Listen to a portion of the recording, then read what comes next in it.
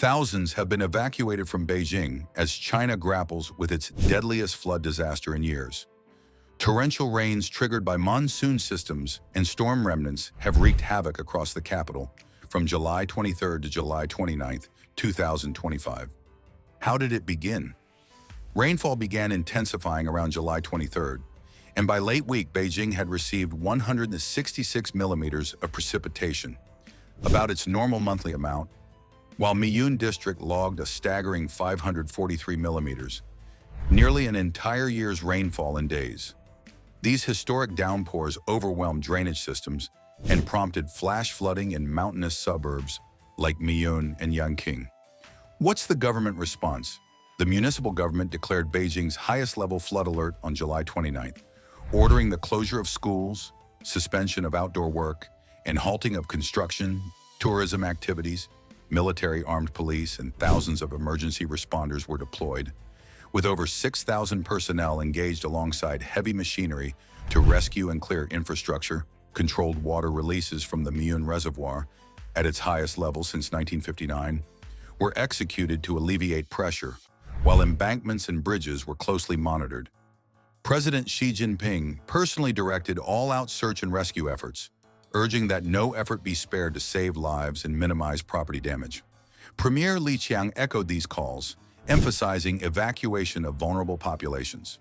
At the district level, officials like Yu Weiguo, Miyun Party chief, publicly acknowledged gaps in preparedness and planning for extreme weather, especially affecting the elderly and disabled scale of evacuations and casualties.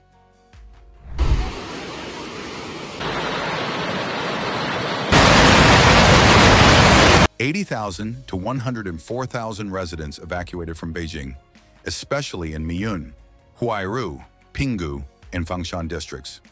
Official tolls range from 30 to 44 dead, including 28 to 31 in Miyun district, many in an elderly care center in Taishitun, 2 in Yanqing. Additionally, deaths in Hebei and Chengde counties, some due to landslides, bring the total northern China death toll to about 60, with 9 still missing as of late July losses and after effects reporter voice over damage imagery.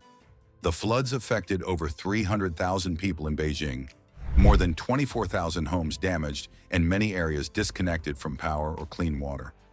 Over 130 villages lost electricity, and at least 31 road sections were destroyed or damaged.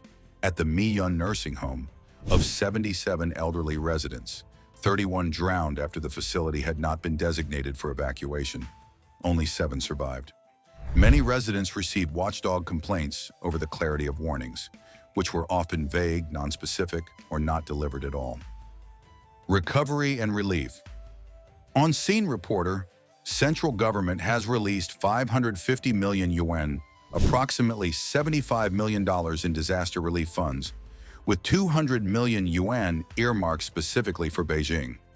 The Ministry of Finance and Ministry of Emergency Management also allocated funds for Hebei and other affected provinces.